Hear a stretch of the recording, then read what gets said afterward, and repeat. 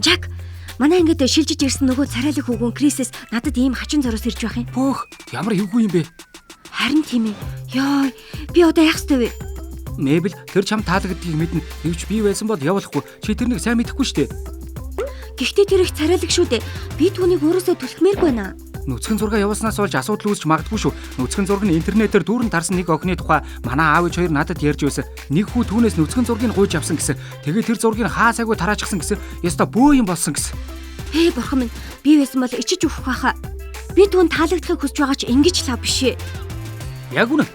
Тэгэхдээ чи хэрв тэр чамааг нүцгэн зураг явуулсангүй гэдэг чамд дургүй болох юм бол тэр анханасаа л чамд чиний бодож байгаа шиг сайн байгаагүй гэсэн үг.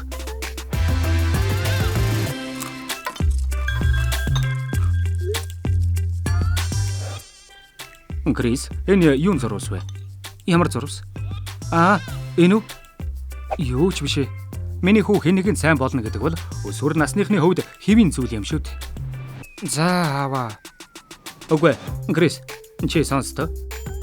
Хүнд сайн болсноо илэрхийлэх илүү хүндэтгэлтэй олон аргагүй. Түүнээс гадна хэн нэгнээс утсаар нүцгэн зураг явуулаач гэж гуйх нь маш аюултай. Юу? Яагаад? Үүнээс болж хуулийн хариуцлага хүлээж болзошгүй шүү. Ер нь бол зарим мууж улсад үүнийг хүүхдийн порнограф гэж үздэг. Наад зах нь бэлгийн дарамт болно. Чи энэ алдаага залруулах хэрэгтэй. Сайн уу Мэбэл? Чиний хажууд сууж болох уу? Мэдээж болно. Чам руу тийм зурус явуулсандаа уучлал гуйх гэсэн юм. Найзууд маань намайг явуул гэж шахаад гэхдээ би зөв гэж бодоогүй. Чамайг айлгахыг хүсээгүй юм шүү. Баярлаа. Надад нэг л хачин санагдсан. Гэхдээ уучлалт гуйж байгаа талархаж байна. Чамаас асуух өөр хамаагүй дээр нэг асуулт байна. Тийм байна. Энд чинь хамаагүй дээр асуулт байна.